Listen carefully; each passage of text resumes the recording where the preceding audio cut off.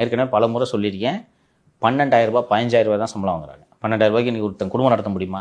2 பிள்ளைங்களை விடு, ஒரு மனைவியோடு இருக்க முடியுமா 12,000 வாங்கிட்டு? அதனால தான் இவங்க அந்த 10 ரூபா வாங்குறாங்க. அதை நம்பி தான் வர்றான். 12,000 ரூபாய் சம்பளத்துக்கு நீங்கள் இந்த சாதாரண வேலைக்கு கூட இன்றைக்கி குறைஞ்சது 20,000 வாங்குறாங்க பெரும்பாலும், இல்லையா?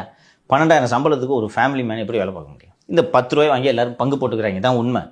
இன்றைக்கி கேஷ்லெஸ் சேல்ஸ்னு கொண்டு வந்துட்டாங்க. இப்போ அந்த வருமானம் அவனுக்கு போச்சு. இப்போ எனக்கு கூடுதலாக பண்ணுறேன்னு சொல்லிட்டு முதன்முறையாக நேற்று கிட்டத்தட்ட 250 கடை, நேற்று 230 கடை நேற்று சென்னையில் அடைச்சிருக்காங்க. ஷட்டர் இறக்கிட்டாங்க. நார்மலாக ஸ்ட்ரைக்கே பண்ண மாட்டாங்க, ஏன்னா 10 ரூபா போச்சு இல்லை, நேற்று இறக்கிட்டாங்க.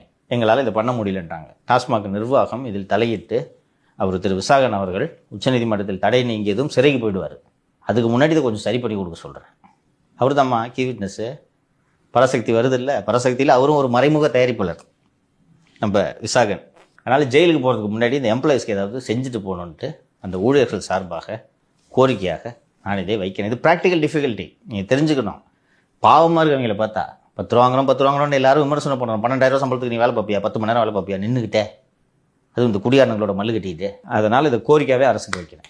இந்த தமிழ்நாடு ஸ்டேட்டு டெவலப்பான ஸ்டேட்டுன்னு சொல்லுவாங்க. அது இந்த சம்பவத்தில் வெளிப்பட்டுருக்கு சார். என்ன சம்பவம்? 10 ரூபா வாங்குறாங்களே, நம்மளால போயிடுவாங்க.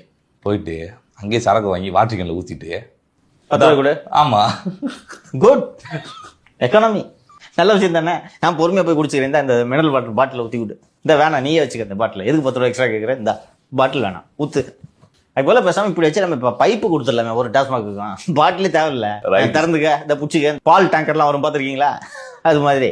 அது பிளாஸ்டிக்கை ஊக்குவிக்கிற மாதிரி இருக்கு சார். அதுக்கெல்லாம் ஒன்றும் பண்ண முடியாது. இப்போ என்ன தனி பாட்டிலாம் போயிடுச்சா? தூக்குச்சட்டியில் இந்த கூடா ஊத்துறாங்க. கருவாட்டு குழம்பு வாங்கிட்டு போகிறதுக்கு காலி ஊற்றுவாங்க. ஒரு நிகழ்ச்சி நடத்த சொன்னால் குடிக்கிறதுக்கு டிசைன் ஐடியா கொடுத்துட்டு